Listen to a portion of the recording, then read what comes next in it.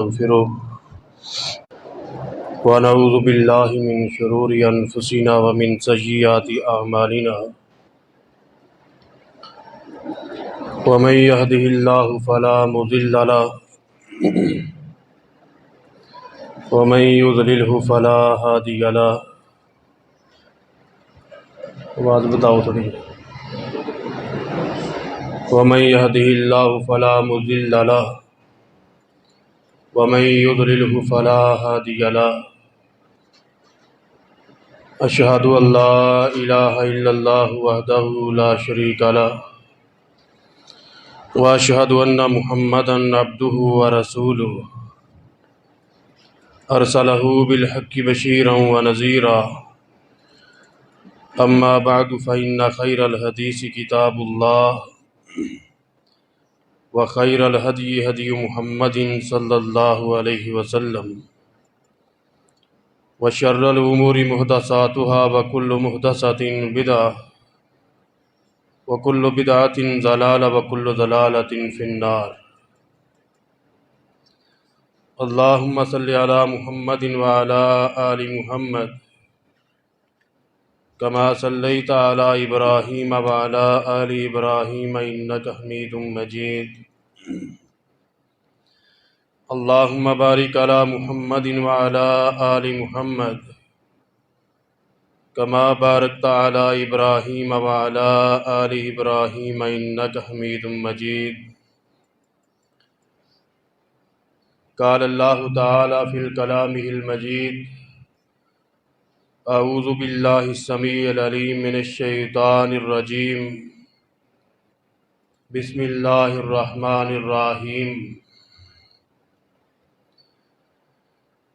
واستعينوا بالصبر والصلاة وإنها لكبيرة إلا على الخاشعين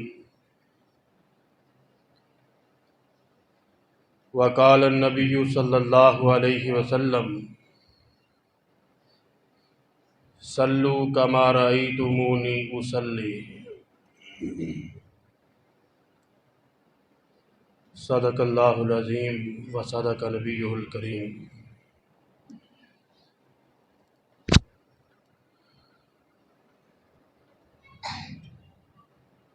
صاحبوں، ساتھیوں، دوستوں، عزیز بھائیوں،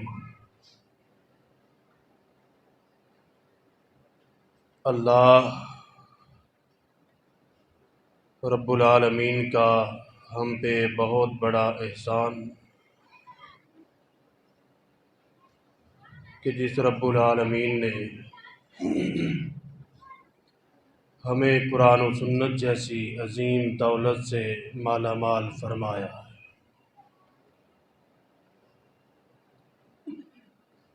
اللہ رب العالمین کی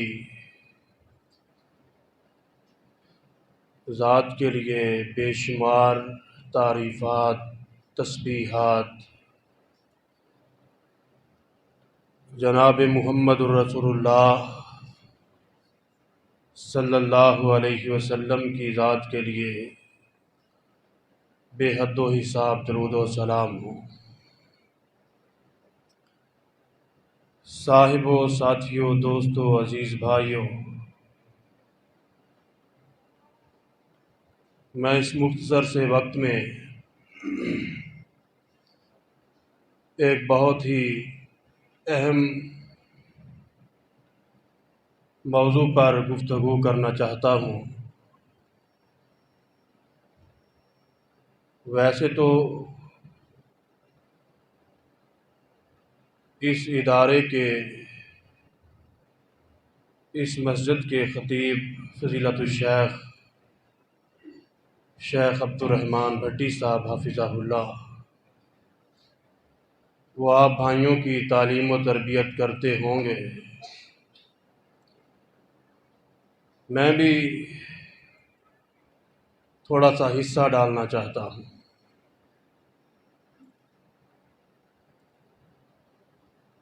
اللہ رب العالمین نے دین اسلام کا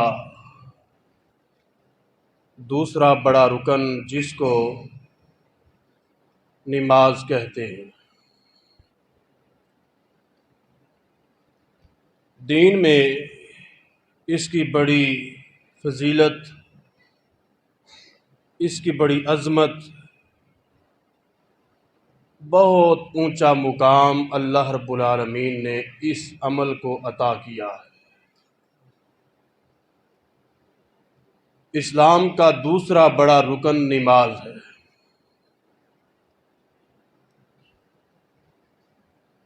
نماز کی بڑی فضیلت، بڑی اہمیت ہے۔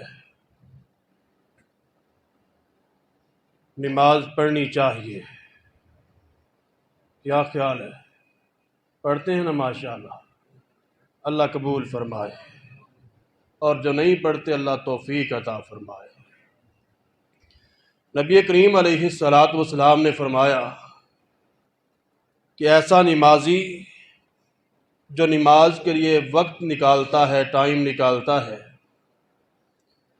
اور پھر وضو کرتا ہے، مسجد میں آتا ہے، مسجد میں آ کے نماز ادا کرتا ہے، اس کا رکوع بھی پورا ہے، سجدہ بھی ہے، قیام بھی ہے، تشہد بھی ہے، فاتحہ بھی ہے، رفع الیدین بھی ہے، استراحت بھی ہے، سب کچھ ہے، لیکن جب وہ نماز ادا کر کے بیٹھتا ہے، سلام پھیرتا ہے، اس کی نماز کو لپیٹ کر اس کے منہ پہ مار دیا جاتا ہے، اس کی نماز کو رد کر دیا جاتا ہے۔ کیوں؟ نماز تو پڑھ رہا تھا، لیکن نماز ایسی نہیں تھی کہ جیسی نماز محمد الرسول اللہ نے پڑھی ہے صلی اللہ علیہ وسلم۔ امام کائنات علیہ الصلاۃ والسلام نے فرمایا صلو کما رأیتمونی اصلی، نماز اس طرح پڑھو جس طرح مجھے پڑھتے ہوئے دیکھتے ہیں۔ اللہ کے رسول صلی اللہ علیہ وسلم کی نماز کیسی تھی، اس کے اوپر بعد میں انشاءاللہ تبصرہ کرتے ہیں۔ اصل موضوع میرا یہ ہے، اللہ تبارک و تعالی نے فرمایا کہ وَاسْتَعِینُوا بِالصَّبْرِ وَالصَّلَاةِ وَإِنَّهَا لَكَبِیرَةٌ إِلَّا عَلَى الْخَاشِعِینَ، اور دوسرے مقام پر اللہ رب العالمین فرماتے ہیں وَالْخَاشِعِینَ وَالْخَاشِعَاتِ، خشوع کرنے والے مرد، خشوع کرنے والی عورتیں۔ اسلام میں اسپیکر چیخدا کیوں ہے؟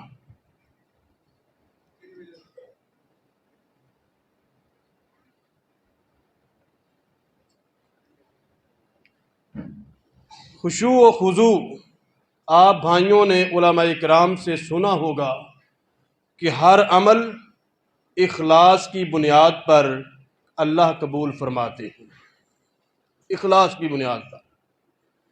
خشوع و خضوع کو اسلام میں بڑی اہمیت ہے۔ اگر خشوع نہیں ہے تو نماز نہیں ہے، اگر خشوع و خضوع نہیں ہے تو میرے بھائیوں دیا ہوا صدقہ خیرات وہ بھی قبول نہیں ہے، اگر خشوع و خضوع نہیں ہے تو میرے بھائیوں یہ رات کا قیام اللیل یہ بھی قبول نہیں ہے۔ خشوع و خضوع کو دین اسلام میں بہت بڑی اہمیت ہے۔ خشوع کہتے کسے؟ خشوع کے دو معنی ہیں۔ نمبر ایک کہ انسان نماز ادا کرے، اس کے دل میں یہ خیال پیدا ہونا چاہیے کہ میں اپنے خالق کو دیکھ رہا ہوں، اپنے اللہ کو دیکھ رہا ہوں۔ اور اللہ کے رسول صلی اللہ علیہ وسلم کی حدیث مبارکہ ہے، نبی کریم علیہ الصلاۃ والسلام نے فرمایا کہ جب تم نماز پڑھو تو اپنے دل میں یہ گمان پیدا کرو، اپنے ذہن میں یہ خیال پیدا کرو کہ میں اپنے خالق کو دیکھ رہا ہوں، جس کے سامنے میں حاضر ہوا ہوں میں اس کو دیکھ رہا ہوں۔ اور اگر یہ خیال پیدا نہیں ہوتا تو پھر یہ خیال پیدا کرو کہ میرا خالق مجھے دیکھ رہا ہے، میرا مالک مجھے دیکھ رہا ہے۔ اس کا دوسرا معنی کہ انسان ساری زندگی اس انداز کے ساتھ اپنی زندگی گزارے، پھونک پھونک کے قدم رکھے کہ میرا خالق مجھے دیکھ رہا ہے، اور کہیں میرا قدم اللہ کی نافرمانی میں نہ اٹھ جائے۔ اس بات کا خوف اور ڈر ہو کہ کہیں میرا قدم اللہ کی نافرمانی میں نہ اٹھ جائے۔ اس کو کہتے ہیں خشوع۔ اور جس کے دل میں یہ خیال پیدا ہو جائے کہ میرا خالق مجھے دیکھ رہا ہے تو اس کے دل میں خشوع پیدا ہو جائے گا۔ اللہ کے رسول صلی اللہ علیہ وسلم نے فرمایا التقویٰ ہا ہنا ویشیر الی صدرہ ثلاث مرات۔ رسول اللہ صلی اللہ علیہ وسلم نے 3 بار اپنے سینہ مبارکہ کی طرف اشارہ فرمایا اور فرمایا کہ التقویٰ ہا ہنا، تقویٰ یہاں ہے۔ تقویٰ دل کا نام، دل میں تقویٰ ہے، پرہیزگاری دل میں ہے۔ اگر دل انسان کا مردہ ہے، دل گناہوں کی غلاظت میں پھنسا ہوا ہے، تو میرے بھائیوں سارے کا سارا جسم خراب ہو جائے گا، گناہوں میں پڑ جائے گا، اس کی دنیا بھی تباہ و برباد ہو جائے گی، آخرت بھی تباہ و برباد ہو جائے گی۔ انسان کا دل پورے جسم میں خون کی سپلائی کرتا ہے۔ اگر دل پاک اور صاف ہے اور اس میں خشیت الہی موجود ہے، اللہ کا ڈر موجود ہے، تو میرے بھائیوں جب خون کی سپلائی انسان کے جسم کے اعضاء میں جائے گی، ہر اعضاء تک جس خون کی سپلائی پہنچے گی، تو دل کی طرف سے یہ اس کو ہدایت ہوگی کہ اللہ رب العالمین کی نافرمانی نہیں کرنی ہے۔ رسول اللہ صلی اللہ علیہ وسلم نے فرمایا کہ انسان کے جسم میں ایک ایسا لوتھڑا، ایک ایسا ٹکڑا ہے، اگر وہ ٹھیک رہے تو سارا جسم ٹھیک رہتا ہے، اور اگر وہ خراب ہو جائے، اللہ کی نافرمانی میں اٹھ جائے، تو میرے بھائیوں پورے کا پورا جسم گناہوں میں پڑ جاتا ہے، اور کل قیامت والے دن یہ ہاتھ، یہ پاؤں، یہ ہاتھوں کی انگلیاں، یہ بازو، یہ ٹانگیں، یہ آنکھیں، یہ کان، یہ سارے کے سارے اعضاء اس نفس کے خلاف بولنا شروع کر دیں گے۔ ہر حالت میں انسان کو یہ ذہن میں خیال رکھنا چاہیے کہ میرا خالق مجھے دیکھ رہا ہے۔ اللہ کا خوف اور ڈر ہونا چاہیے کہ میرا مالک مجھے دیکھ رہا ہے۔ حافظ ابن قیم رحمہ اللہ نے ایک مثال ذکر کی۔ ہم نماز پڑھتے ہیں، نمازیں تو ہیں لیکن نمازوں میں خشوع نہیں ہے۔ نماز ایسی ہونی چاہیے، نبی کریم علیہ السلام نے فرمایا صلو کما رأیتمونی اصلی، نماز اس طرح پڑھو کہ جس طرح مجھے پڑھتے ہوئے دیکھتے ہو۔ کہ نماز کی حالت میں انسان کے پیروں کی انگلیاں قبلہ رخ ہوں، انسان خود قبلہ رخ ہو کے مکمل ہوش و حواس کے ساتھ کھڑا ہے، اس کا جسم قبلہ رخ ہے اور اس کا دل رب کعبہ کی طرف ہونا چاہیے۔ اس کا جسم کعبہ کی طرف اور اس کا دل رب کعبہ کی طرف ہونا چاہیے۔ یہ نہ ہو کہ نماز مسجد میں ہو رہی ہے اور ذہن میں خیال اپنے کاروباری مسائل، اپنے گھریلو مسائل، اپنے معاملات وہ انسان کے ذہن میں گردش کر رہے ہوں۔ یہ خشوع کے منافی عمل ہے۔ جب انسان نماز کی حالت میں کھڑا ہے تو نماز کی حالت میں اس کا ذہن، اس کا دل رب کعبہ کی طرف ہونا چاہیے کہ میں اپنے رب کی رضا کے لیے نماز پڑھ رہا ہوں، میں اپنے رب کی رضا کے لیے اپنے رب کے سامنے کھڑا ہوں۔ انسان کسی بڑے کے سامنے کھڑا ہو، کسی چودھری صاحب کے سامنے، کسی ایم پی ایم این اے کے سامنے، کسی بڑے افیسر کے سامنے، اپنے بڑے افسر کے سامنے جب انسان کھڑا ہوتا ہے تو مکمل ہوش و حواس کے ساتھ کھڑا ہوتا ہے کہ یہ جو مجھے سمجھا رہا ہے، یہ میرا افسر جو مجھے بتا رہا ہے، میں مکمل ہوش و حواس کے ساتھ اس کی بات سنوں، پھر اس کے اوپر عمل کروں گا۔ اور اگر اس کی بات سن رہا ہے، کان تو سن رہے ہیں لیکن دل اور دماغ اس کا ساتھ نہیں دے رہے، تو وہ مکمل کام نہیں کر پائے گا۔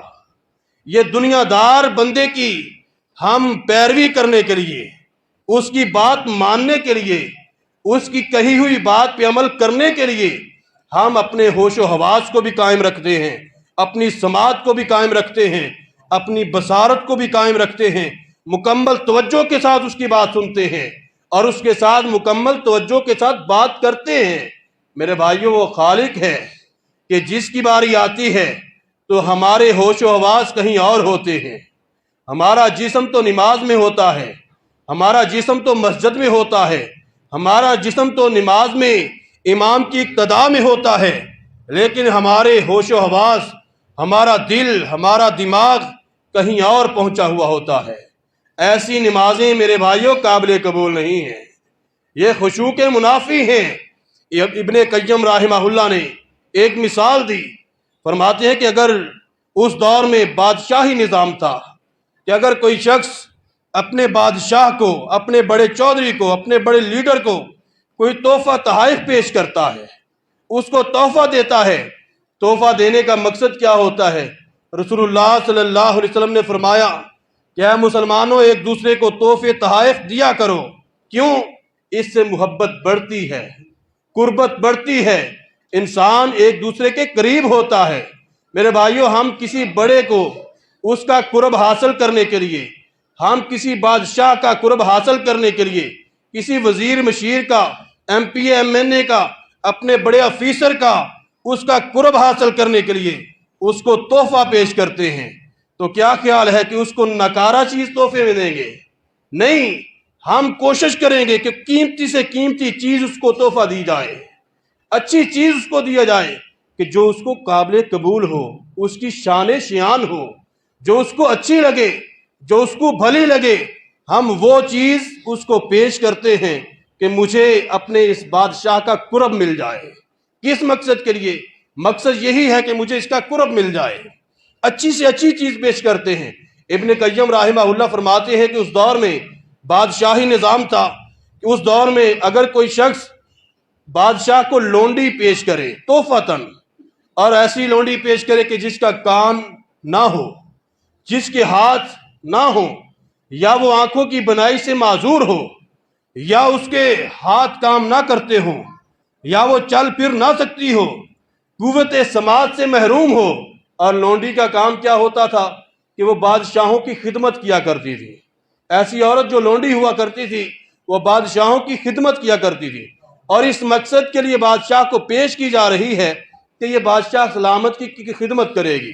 اور ایسی لونڈی وہ خدمت کیا کرے گی کہ جس کے ہاتھ بھی کام نہیں کرتے، جس کی ٹانگیں بھی کام نہیں کرتی، جس کی آنکھیں بھی نہیں ہیں، جو سن نہیں سکتی ہے، جو چل پھر نہیں سکتی ہے، وہ کیا خدمت کرے گی بادشاہ کی؟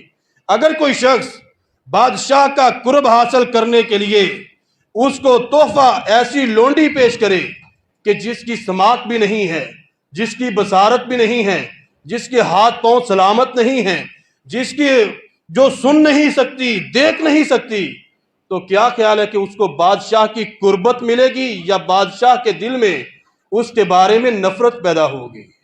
یقیناً بادشاہ کے سامنے اگر ایسا تحفہ پیش کیا جائے کہ جو نکارہ ہو، وہ بادشاہ کی قربت کا باعث نہیں ہوگا، بلکہ وہ انسان کے دل میں نفرت پیدا کرتا ہے۔ اور آپ عام لوگوں میں، اپنے دوستوں میں، عزیز و اقارب میں اگر کوئی تحفہ پیش کرتے ہیں تو اچھی سے اچھی چیز کا انتخاب کرتے ہیں۔ میرے بھائیوں، اللہ رب العالمین وہ خالق کائنات، وہ مالک ارض و سما ہے۔ ہم اس کی عدالت میں اس کے سامنے کھڑے ہو کے اس کو نماز کا تحفہ پیش کرتے ہیں، اور ایسا تحفہ پیش کرتے ہیں کہ جس کی ٹانگ ٹوٹی ہوئی ہے، جس کا بازو کٹا ہوا ہے، نہ ہمارے رکوع اور سجدے پورے ہیں، نہ ہماری تشہد پوری ہے، نہ ہماری فاتحہ پوری ہے، نہ ہمارا رفع الیدین صحیح ہے، میرے بھائیوں، نہ ہمارا وضو صحیح ہے۔ اس حالت میں ہم نماز پیش کرنے کے لیے اللہ کی عدالت میں آتے ہیں کہ اللہ اس کو قبول فرما لے۔ میرے بھائیوں، جب ہم ایک دنیا دار کو تحفہ پیش کرتے ہیں، اچھے تحفے کا، اچھی چیز کا انتخاب کرتے ہیں، جب خالق کائنات کی باری آتی ہے تو پھر ناکارہ چیز کیوں پیش کرتے ہیں؟ اور ایسی نمازیں کہ جس میں خشوع و خضوع نہیں ہے، دماغ کہیں اور ہے اور جسم کہیں اور ہے، ایسی نمازیں میرے بھائیوں کل قیامت والے دن قبول نہیں کی جائیں گی، بلکہ ایسی نمازیں ہمارے لیے وبال جان بن جائیں گی۔ خشوع و خضوع کن لوگوں میں تھا بڑی مشہور روایات میں آپ کے سامنے ایک دو رکھتا ہوں، مشہور واقعات آپ کے سامنے رکھتا ہوں، اور نکتہ یہی ہے کہ اللہ کا خوف ہونا چاہیے، ہر حال میں اللہ کا خوف ہونا چاہیے کہ میرا خالق مجھے دیکھ رہا ہے۔ بڑی مشہور حدیث ہے، آپ لوگوں نے سنی ہوئی ہے، اللہ کے نبی آدم علیہ السلام، اللہ نے ان کو جب پیدا کیا، جنت میں بھیج دیا، جنت میں فرمایا کہ یہاں پہ رہو اور یہاں سے کھاؤ پیو، لا تقرب هذه الشجرہ، بس ایک درخت کے قریب نہیں جانا ہے، اس درخت کے قریب نہیں جانا۔ آدم علیہ السلام سے بھول ہو گئی، زمین پر آ گئے۔ خیر، اللہ کے رسول صلی اللہ علیہ وسلم نے فرمایا کہ اللہ تبارک و تعالیٰ جب کل قیامت والے دن ساری انسانیت کو اکٹھا فرمائیں گے اور بہت سخت دن ہوگا، اللہ سے دعا کیا کریں اللہ اس دن کی سختی سے ہم سب کو محفوظ فرمائے۔ اس دن اتنی سختی ہوگی، لوگ پریشان ہوں گے، لوگ اکٹھے ہو کے آدم علیہ السلام کے پاس جائیں گے کہ آدم، اللہ نے آپ کو بڑا مقام دیا، پوری انسانیت کے باپ ہیں، اللہ نے تمام مخلوقات کو کن فیکون کہہ کے پیدا فرمایا، آپ کی باری آئی تو اللہ فرماتے ہیں خلقت بیدی، آدم میں نے آپ کو اپنے ہاتھ سے پیدا کیا ہے، آدم تجھے اللہ نے بڑی فضیلت عطا فرمائی ہے، جاؤ اللہ کے سامنے اللہ سے سفارش کیجئے، اے اللہ حساب و کتاب کا معاملہ شروع ہو، جنت میں جانے والے جنت میں چلے جائیں، اور جو جہنم کے مستحق ہیں، جن کے برے اعمال ہیں، وہ جہنم میں چلے جائیں۔ اس دن کی سختی ہم سے برداشت نہیں ہو رہی، تو اللہ کے نبی آدم جواب دے دیں گے، کہیں گے کہ نہیں، میں اللہ کے سامنے کھڑا نہیں ہو سکتا، اللہ نے مجھ سے پوچھ لیا کہ آدم میں نے تجھے کہا تھا کہ لا تقرب هذه الشجرہ، اس درخت کے قریب نہیں جانا، تو نے میری نافرمانی کی تھی، تو میرے پاس کیا جواب ہوگا؟ میرے بھائیوں، یہاں سے ہمیں سبق ملتا ہے کہ ہم اس دنیا میں دن رات اللہ کی نافرمانیوں پہ تلے ہوئے ہیں، اور ہمیں اس بات کا خوف اور ڈر نہیں ہے کہ کل قیامت والے دن اللہ کی عدالت میں ہمیں کھڑا ہونا پڑے گا، اور اللہ رب العالمین ہم سے ہماری اس دنیا کی زندگی کے بارے میں سوال کریں گے۔ اللہ پوچھیں گے، اللہ کے نبی نوح علیہ السلام کے پاس جائیں گے کہ اے نوح، اللہ نے آپ کو بڑی فضیلت، بڑا مقام دیا، آپ اللہ سے سفارش کریں۔ اللہ کے نبی نوح علیہ السلام جواب دیں گے کہ میں نہیں کھڑا ہو سکتا، اللہ تبارک و تعالیٰ نے مجھے مشرک کی سفارش کرنے سے منع کیا تھا، بیٹے کی محبت میں آ کے میں نے اپنے بیٹے کی سفارش کی تھی، کل اللہ رب العالمین نے مجھ سے پوچھ لیا تو میں کیا جواب دوں گا؟ میرے بھائیوں، اگر مجھ سے، آپ سے اللہ نے پوچھ لیا کہ میں نے تمہیں جوانی عطا کی تھی، میں نے تمہیں زندگی عطا کی تھی، میں نے تمہیں ہر طرح کی نعمتوں سے نوازا تھا، اور تم نے میری نافرمانیاں کی، تو میرے بھائیوں ہمارے پاس کیا جواب ہوگا؟ اس بات کا خوف انسان کے دل میں ہوگا تو پھر خشیت الہی اس چیز کا نام ہے۔ اللہ کا خوف، خشیت الہی اس چیز کا نام ہے کہ انسان ساری زندگی پھونک پھونک کے قدم رکھے کہ کہیں میرا قدم اللہ کی نافرمانی میں نہ اٹھ جائے، اس کا نام خشیت الہی ہے۔ اللہ کے نبی محمد رسول اللہ صلی اللہ علیہ وسلم کی بڑی مشہور روایات آپ لوگوں نے سنی ہوئی ہیں کہ اللہ کے رسول جب رات کو نماز تہجد ادا کرتے، کافی ساری روایات ہیں، ان کو میں مجموعی طور پر بیان کرتا ہوں۔ ان کا خلاصہ یہ ہے کہ اللہ کے رسول صلی اللہ علیہ وسلم جب نماز پڑھتے تو آپ نماز کی حالت میں رویا کرتے تھے، اور کثرت کے ساتھ رویا کرتے تھے۔ لوگ محسوس کرتے، صحابہ کہتے ہیں کہ ہم محسوس کرتے کہ جس طرح اللہ کے رسول کے سینہ مبارک سے ایسی آواز نکل رہی ہوتی تھی کہ جس طرح ہنڈیا ابل رہی ہوتی ہے۔ خشیت الہی اس کی کیفیت یہ ہے کہ اللہ کے رسول صلی اللہ علیہ وسلم نماز کی حالت میں رویا کرتے تھے، اور سیدنا صدیق اکبر رضی اللہ تعالیٰ عنہ، اللہ کے رسول صلی اللہ علیہ وسلم کے بڑے پیارے صحابی سیدنا صدیق اکبر رضی اللہ تعالیٰ عنہ، اللہ کے رسول صلی اللہ علیہ وسلم کی زندگی کے آخری ایام سیدہ عائشہ رضی اللہ تعالیٰ عنہ سے اللہ کے رسول پوچھتے ہیں کہ نماز ہو چکی ہے، اللہ کے رسول آپ کا انتظار ہو رہا ہے، صحابہ آپ کا انتظار کر رہے ہیں۔ اللہ کے رسول فرماتے ہیں کہ مرو ابا بکر فلیصلی بالناس، ابو بکر کو کہو کہ لوگوں کو نماز پڑھائے۔ سیدہ عائشہ فرماتی ہیں اللہ کے رسول ابو بکر بڑے رقیق القلب، بڑے نرم دل والے انسان ہیں، وہ تو تھوڑی تھوڑی بات پہ رونا شروع کر دیتے ہیں، جب وہ آپ کی مصلی امامت پہ کھڑے ہوں گے، آپ کو نہ پائیں گے تو پھر تو وہ روئیں گے، نماز نہیں پڑھا سکیں گے۔ اتنا اللہ کا خوف ہے، اتنی خشیت الہی ہے کہ ہر وقت روتے ہیں۔ سیدنا صدیق اکبر رضی اللہ تعالیٰ عنہ کے بارے میں ایک بڑی مشہور روایت ہے۔ سیدنا صدیق اکبر رضی اللہ تعالیٰ عنہ فرمایا کرتے تھے کہ کاش کہ مجھے میرے رب نے لکڑی بنایا ہوتا، کاش میرے رب نے مجھے دنیاوی کوئی چیز بنایا ہوتا، کل قیامت والے دن مجھے اللہ کی عدالت میں کھڑا نہ ہونا پڑتا۔ کون صدیق اکبر؟ جن کو اللہ کے رسول نے جنت کی بشارت دی۔ سیدنا علی رضی اللہ تعالیٰ عنہ، آج ہم نماز پڑھتے ہیں، بڑی تیزی کے ساتھ مسجد میں آتے ہیں، مکمل وضو نہیں کرتے ہیں، نماز میں کھڑے ہوتے ہیں، دوڑتے ہوئے شامل ہوتے ہیں اور بڑی تیزی کے ساتھ نماز پڑھتے ہوئے، اور پھر نماز کے بعد سلام پھیرا اور یہاں سے چلے گئے۔ ہم سمجھتے ہیں کہ ہم نے حق ادا کر دیا ہے۔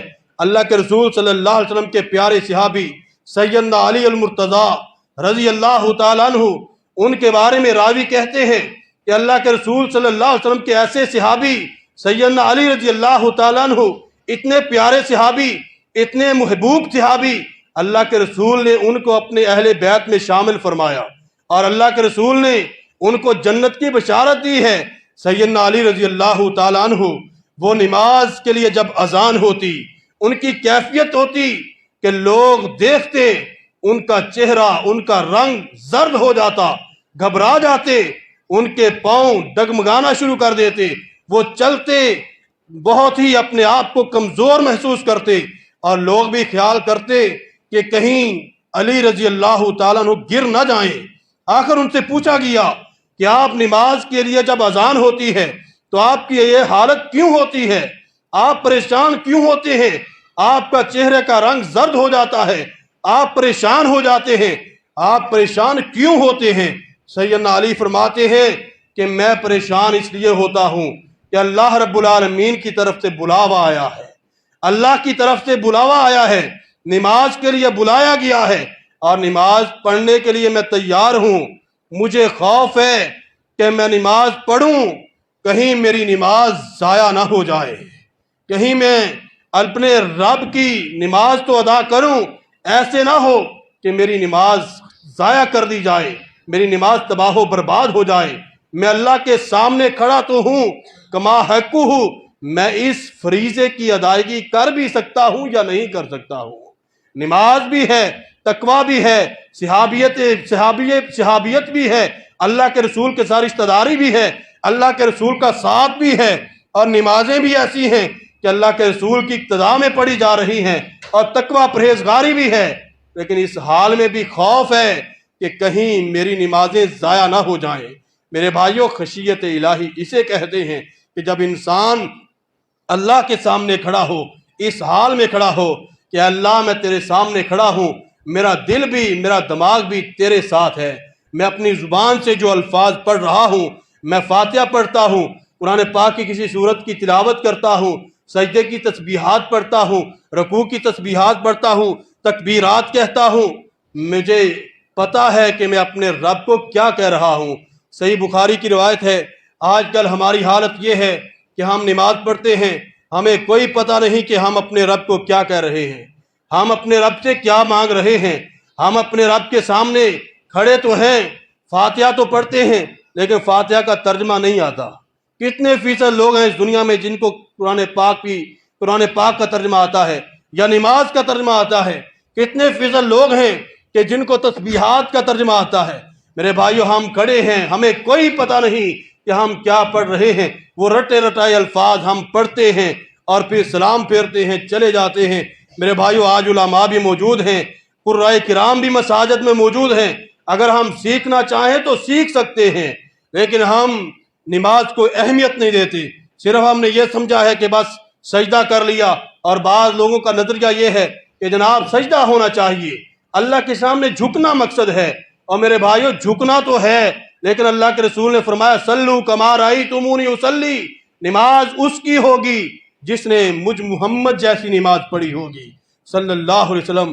اور میں شروع میں یہ حدیث بیان کر چکا ہوں، رسول اللہ صلی اللہ علیہ وسلم نے فرمایا کہ ایسا شخص جو نماز پڑھتا ہے، نماز قبول نہیں ہوتی، اس کی نماز رد کر دی جاتی ہے اور نماز لپیٹ کر اس کے منہ پہ مار دی جاتی ہے۔ یہ بھی نماز ہے، یہ قابل قبول نہیں ہے۔ کیوں؟ اس لیے کہ اس میں خشیت الہی نہیں ہے۔ اگر خشیت الہی ہے تو میرے بھائیوں پھر انسان اللہ کے سامنے کھڑا ہوتا ہے تو انسان کو پتہ ہوتا ہے کہ میں فاتحہ پڑھ رہا ہوں، اس کی ایک ایک آیت کا کیا ترجمہ ہے، میں تسبیحات پڑھ رہا ہوں، اس کا کیا ترجمہ ہے۔ میرے بھائیوں جب ہمیں نماز کا ترجمہ آتا ہوگا، نماز کی تسبیحات کا ترجمہ آتا ہوگا، تو پھر میرے بھائیوں خشیت الہی بھی پیدا ہوگی، خشوع و خضوع بھی پیدا ہوگا۔ اللہ رب العالمین سے دعا ہے اللہ تعالی ہم سب کو صحیح معنوں میں کتاب و سنت کو سمجھنے کی، اس پہ عمل کرنے کی توفیق عطا فرمائے۔ اللہ رب العالمین سے دعا ہے اللہ تعالی ہم سب کو نماز صحیح معنوں میں ادا کرنے کی توفیق عطا فرمائے۔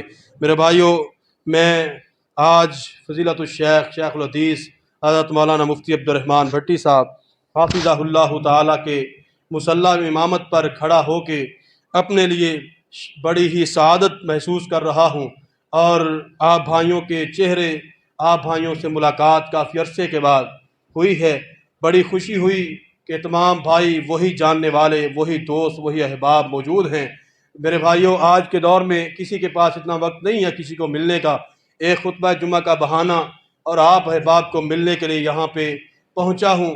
اللہ رب العالمین سے دعا ہے اللہ تعالی ہم سب کو صحیح معنوں میں کتاب و سنت کی سمجھ عطا فرمائے۔ اللہم الف فی قلوبنا واصلح ذات بیننا۔ اللہ رب العالمین ہم سب کو اللہ کی رضا کے لیے ایک دوسرے کے ساتھ محبت کرنے کی توفیق دے۔ استغفر اللہ لی ولکم ولسائر المسلمین وآخر دعوانا الحمد للہ رب العالمین۔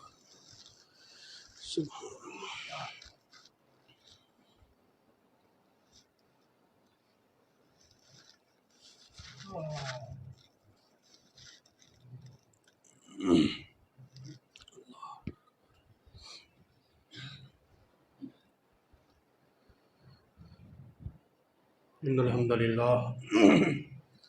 الحمد للہ نحمده ونستعینه ونستغفره ونعوذ باللہ من شرور انفسنا ومن سیئات اعمالنا ومن يهده الله فلا مضل له ومن يضلله فلا هادي له اشهد ان لا اله الا الله وحده لا شريك له واشهد ان محمدا عبده ورسوله ارسله بالحق بشيرا ونذيرا واما بعد فان خير الحديث كتاب الله وخير الهدي هدي محمد صلى الله عليه وسلم وشر الأمور محدثاتها وكل محدثة بدعة وكل بدعة ضلالة وكل ضلالة في النار۔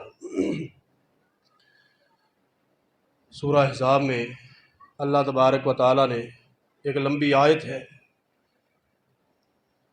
جو عورتوں کے بارے میں اللہ تبارک و تعالیٰ نے نازل فرمائی، جس میں مردوں کے لیے بھی عورتوں کے لیے بھی احکامات ہیں۔ عورتوں نے اللہ کے رسول صلی اللہ علیہ وسلم کے پاس آ کے یہ شکوہ کیا کہ اللہ کے رسول اکثر مقامات پر اللہ تبارک و تعالیٰ نے احکامات مردوں کو مخاطب کر کے اللہ نے بیان فرمائے۔ احکامات جتنے بھی نازل ہوئے ہیں اکثریت مردوں کے لیے اللہ تبارک و تعالیٰ نے مخاطب کیا ہے، تو عورتوں کی کیا کوئی اہمیت نہیں ہے؟ حالانکہ شریعت اسلامیہ میں حکم علی الکل ہوتا ہے، حکم علی الجز نہیں ہوتا۔ ایک حکم مکے والوں کے لیے نازل ہوا تو سمجھیں کہ پوری انسانیت کے لیے، پورے مسلمانوں کے لیے نازل۔ تو اللہ تبارک و تعالیٰ نے فرمایا کہ عورتوں کو بھی مردوں کو بھی مخاطب فرمایا۔ ان المؤمنین والمؤمنات والقانتین والقانتات، کافی مقامات پر اس آیت، لمبی آیت ہے، اللہ تبارک و تعالیٰ نے مردوں کے ساتھ عورتوں کا ذکر کیا ہے۔ اور اس آیت میں میرے آج کے اس موضوع کے مطابق والخاشعین والخاشعات، خشوع کرنے والے مرد، خشوع کرنے والی عورتیں، ایسے مرد ایسی عورتیں کہ جن کو اللہ تبارک و تعالیٰ نے خشیت الہی کی نعمت سے نوازا ہے، ان کے لیے کیا ہے؟ اعد اللہ لہم مغفرہ، اللہ تبارک و تعالیٰ نے ان کے لیے بخشش تیار کی ہے، وَأَجْرًا عَظِيمًا، اور بہت بڑا اجر تیار کیا ہے، اجر عظیم تیار کیا ہے، جن کے دلوں میں خشیت الہی پیدا ہو جائے۔ تو میرے بھائیوں کیا خیال ہے کہ ہم انشاءاللہ اللہ کے فضل و کرم سے، اللہ کی توفیق سے خشیت الہی اپنے دلوں میں پیدا کریں گے انشاءاللہ؟ کہیں انشاءاللہ۔ انشاءاللہ ہماری نمازوں میں بھی، ہماری عام زندگی میں بھی، ہمارے روزمرہ کے مسائل میں بھی، روزمرہ کے معاملات میں، ہر حال میں خشیت الہی اللہ کے فضل و کرم سے ہمارے دلوں میں موجود ہوگی انشاءاللہ۔ اللہ تعالیٰ توفیق عطا فرمائے۔ اللہم صلی علی محمد وعلی آل محمد کما صلیت علی ابراہیم وعلی آل ابراہیم انک حمید مجید۔ اللہم بارک علی محمد وعلی آل محمد کما بارکت علی ابراہیم وعلی آل ابراہیم انک حمید مجید۔ ربنا آتنا فی الدنیا حسنۃ وفی الآخرۃ حسنۃ وقنا عذاب النار۔ ربنا ظلمنا انفسنا وان لم تغفر لنا وترحمنا لنکونن من الخاسرین۔ یا حی یا قیوم برحمتک نستغیث ربنا تقبل منا انک انت السمیع العلیم وتب علینا انک انت التواب الرحیم۔ سبحان ربک رب العزۃ عما یصفون وسلام علی المرسلین والحمد للہ۔